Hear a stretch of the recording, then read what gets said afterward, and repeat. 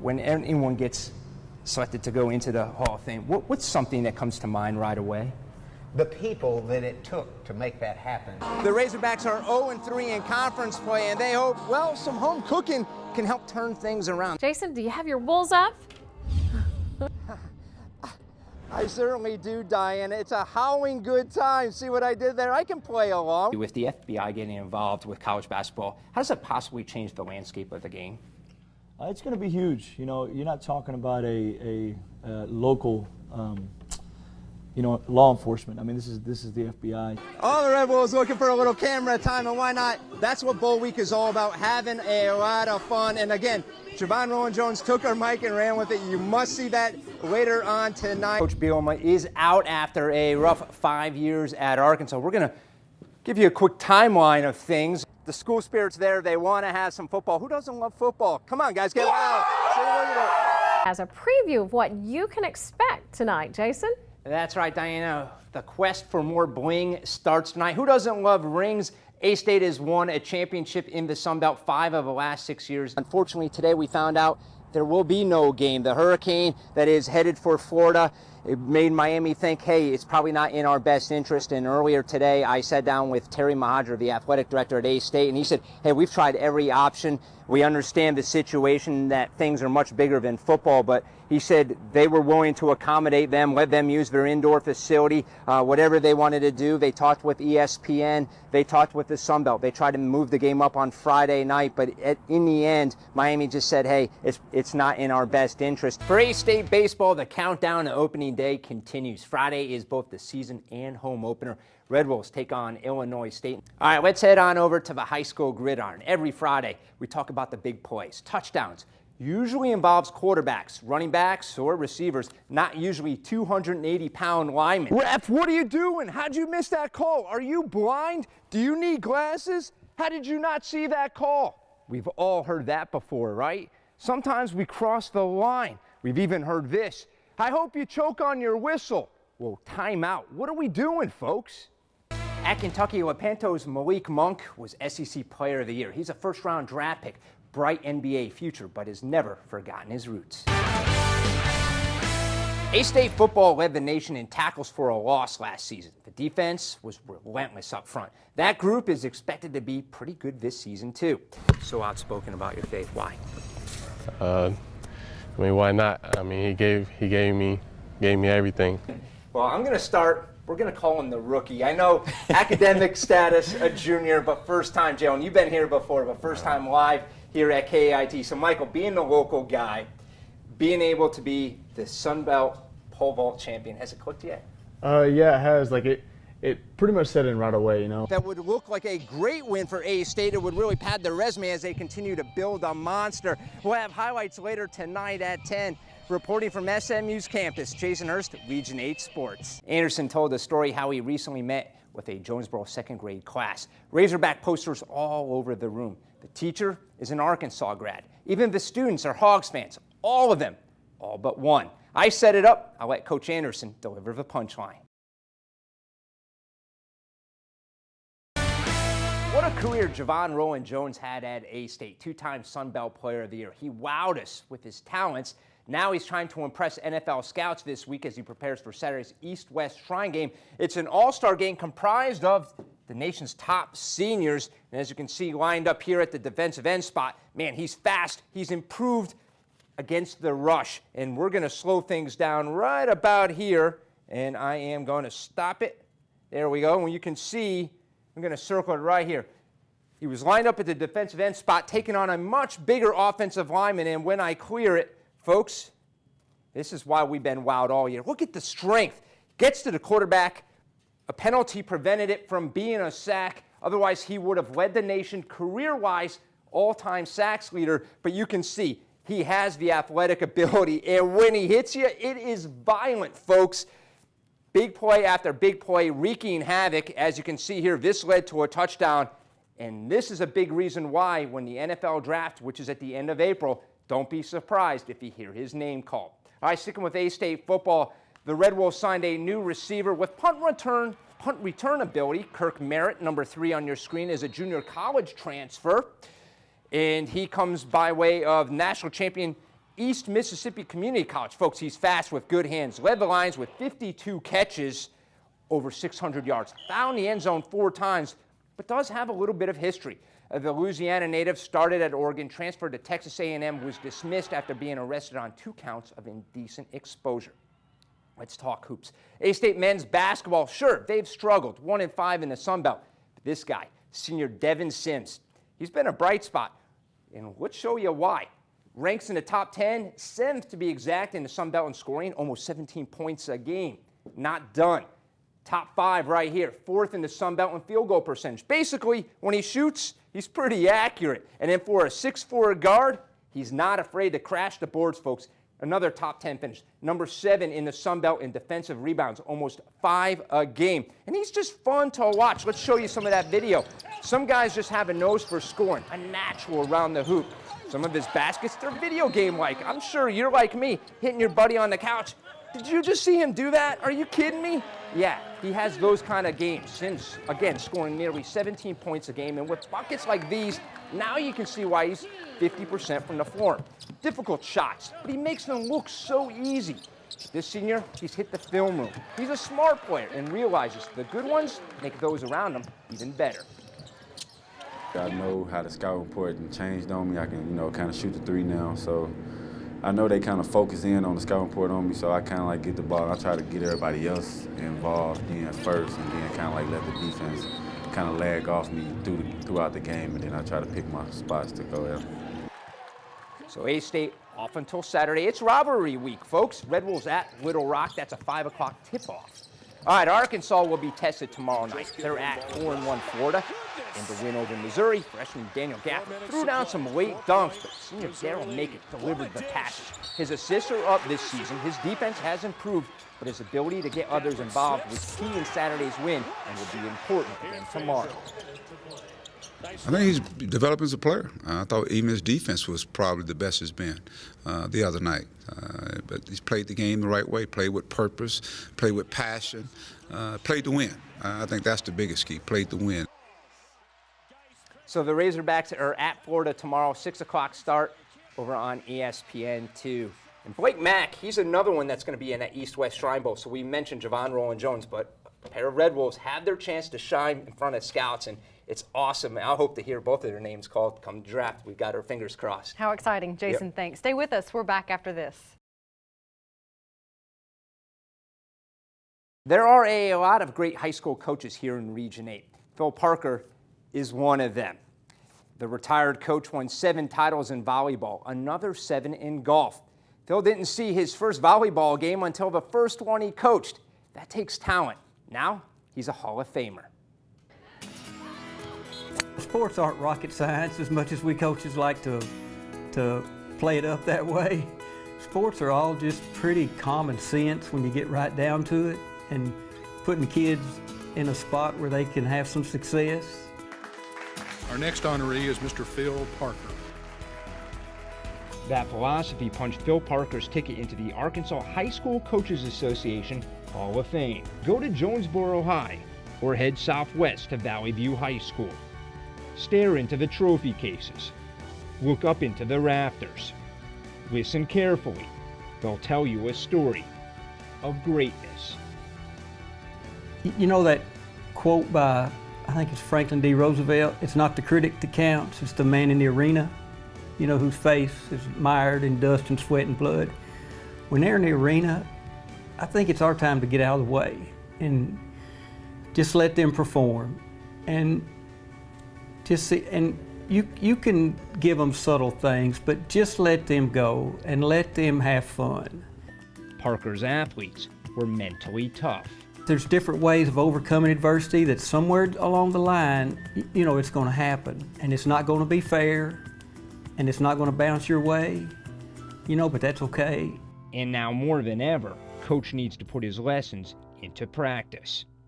He's facing his toughest opponent, cancer.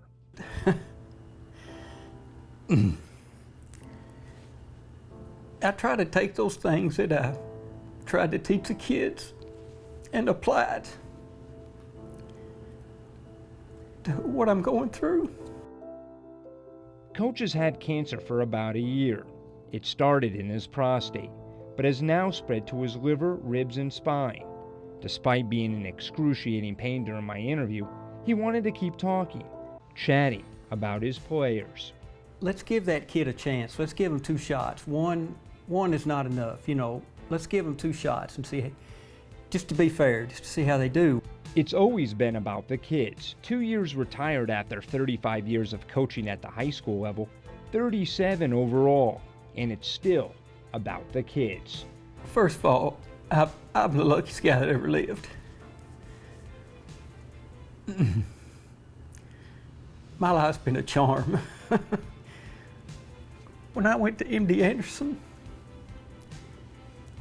and was in the same room with kids that had the same thing, I can't ask why. I can't ask why. I know I'm lucky. I had a life. They didn't. Full story is available on KAIT8.com. He had so many great stories. I couldn't get it into just 3 minutes. It's about 6 minutes long, so please check that out. But he might be the sweetest guy I've ever met. We talked for 3 hours about sports. Touched so many lives. Jason, thanks so much. Stay with us. We're back after this.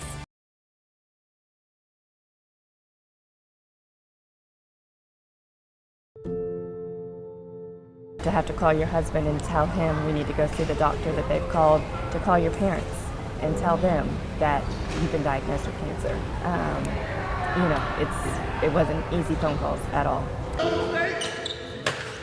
A-State assistant men's basketball coach Mike Scutero and his wife Kimberly are facing their toughest opponent. You're scared. First thing is you're scared, because at that point you don't know what stage you are. I knew it was going to be important for her to see somebody else that has made it through. Because obviously when you first get the news, you think,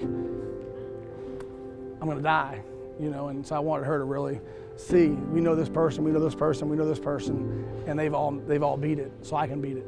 Is your wife the strongest person you know?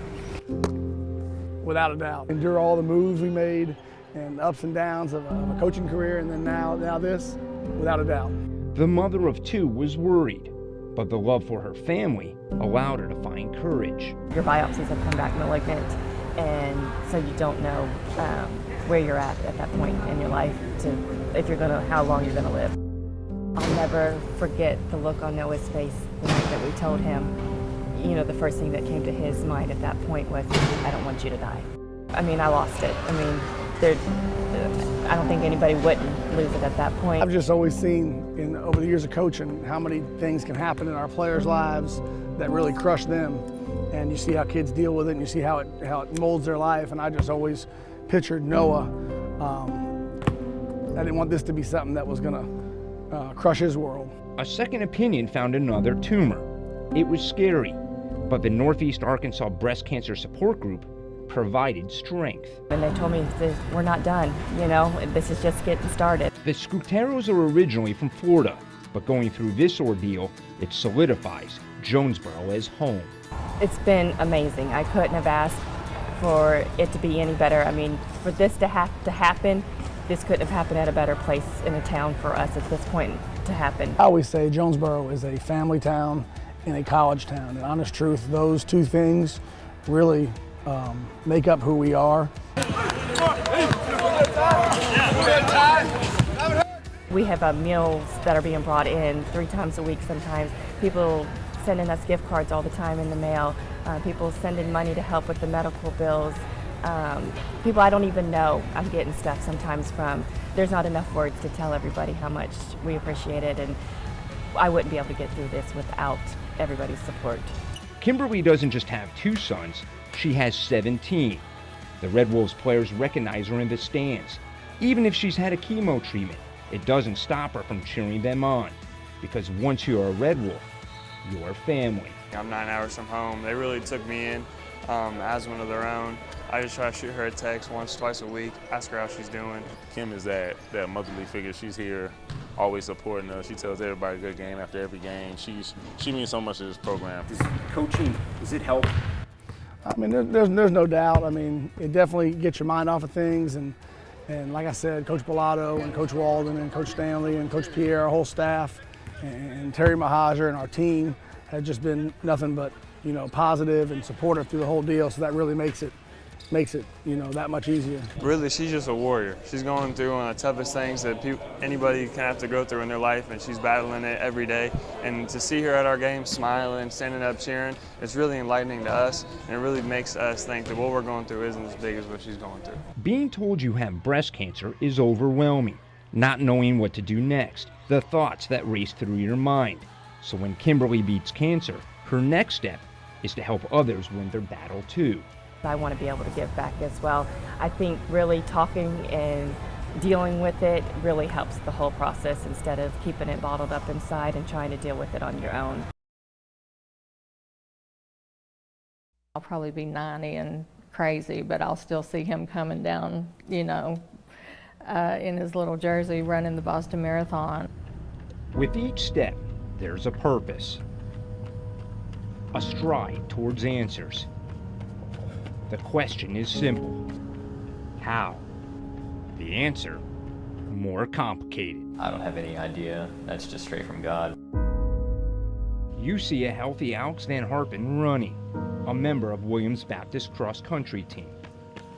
But in January of 2011, he was diagnosed with strep throat, the flu, and mono, all within a 2-week period.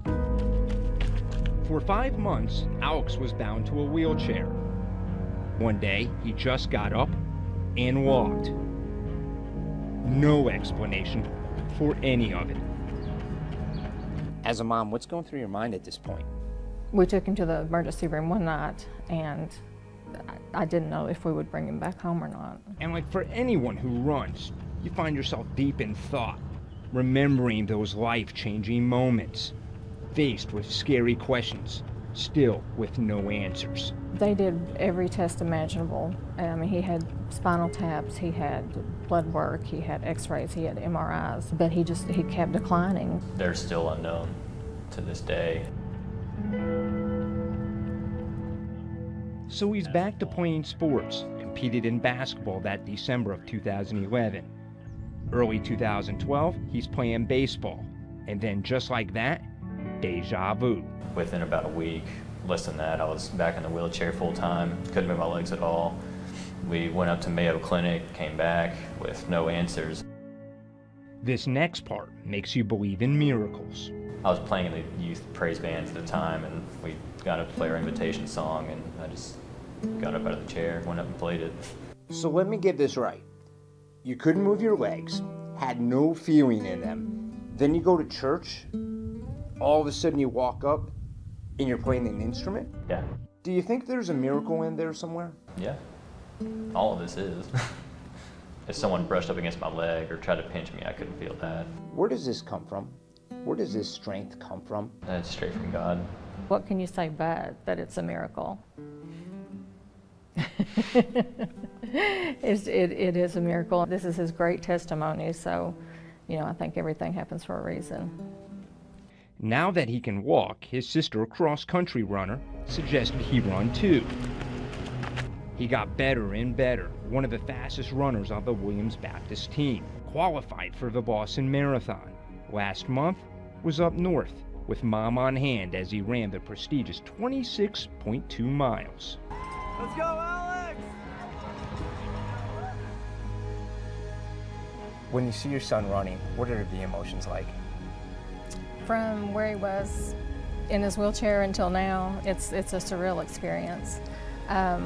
We're just blessed, to have him on his feet and running, and it's just a miracle. A lot of times I'll tear up just thinking about the difference between then and now. All I saw was my 2-year-old little boy just running to the finish line, and of course I cried. It's incredible that he was able to walk, yet alone run in the Boston Marathon. Now, because doctors don't know what caused any of this, there is that chance it could come back. But Alex doesn't worry about that. He trusts God has a plan for him. I had kept asking more and more questions because I was like, there's no way this happened. No way. When you hear a story like that, I've come across some amazing stories, but this one, I actually had to make him run for me. I had to see it from my own eyes. Yeah, for a long time too. I felt sorry for the kid after a while. So many laps he ran. He ran a lot for me, probably more than that Boston Marathon. Yeah. And it was definitely a beautiful, beautiful story, Jason. I really love that. There's a lot of people that are a leader of young men, but what this young man's about to do, I mean, he's destined to go places. Yeah, absolutely. Has a great testament to tell. Jason, Absolutely. thanks so much.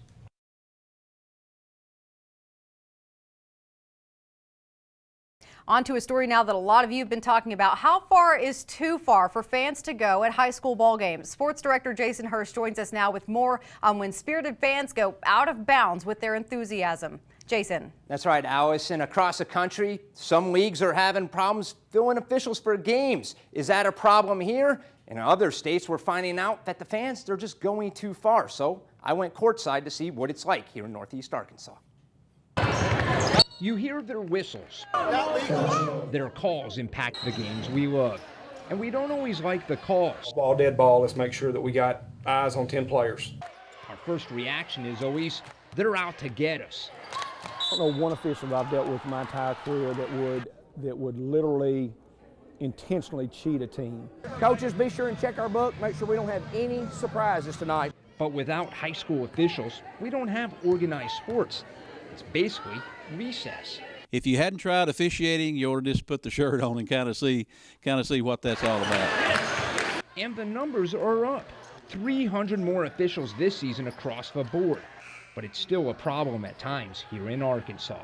Blatant fouls, blatant obvious fouls, we have to come and get. There's actually game nights where we don't have enough people to go around. Retention is the biggest concern. The AAA has worked hard and diligently trying to get younger officials into the game. Older officials were going to camps and getting properly trained. That process is on the decline. Young guy, you know, stepping on the floor for the first or second time, they're a deer in the headlight. They don't know what's about to hit them. If we continue down this path and our sportsmanship continues to deteriorate, I'm afraid even our veteran officials are not going to want to come back and do the games. Ref, what are you doing? How'd you miss that call? Are you blind? Do you need glasses? How did you not see that call? We've all heard that before, right? Sometimes we cross the line. We've even heard this. I hope you choke on your whistle. Well, time out. What are we doing, folks? I've been doing it 19 straight years, and in those 19 years, I've thrown out 2 people, and one was last year. He said he's only thrown out 2 in his career, and I doubled him last Monday night, so I had 4. First time I've had to do that in a long time. It's beginning to get worse, not just 1 or 2 bad apples. We're seeing more and more violence involved in games and more violence in the stands. It was bad, and it got personal, and the person that was doing it was applauding an official getting hurt. We have had situations where some of my veteran officials don't want to go to certain schools because of some of the situations. Sometimes it becomes racial, and we don't want to ever get to that point. Sometimes our emotions get the best of us. We lash out at the officials. But what if their family member is sitting right next to you? You probably wouldn't even know it. She came to a game, was sitting in the stands, and a player's mother just wore me out the entire game. I never heard it. I didn't pay any attention to it. And then we leave the game and go to a local restaurant here on our way back to Olive Branch and ate, and guess who's sitting behind us at the restaurant? The same lady that was yelling at me all night long. And it was hard for my wife to sit there and be quiet after this lady had ripped me for 3 hours. And you know, I used to bring my kids all the time. I don't anymore for that very reason. And social media is a problem too. Absolutely. It compounds it 100-fold. I mean, every night there's something on Facebook about a basketball game somewhere. Most of it's positive, but every now and then we see the bad side of it. We don't want to embarrass anyone, but we saw this post targeted at a local official. You better watch your back because we're coming after you.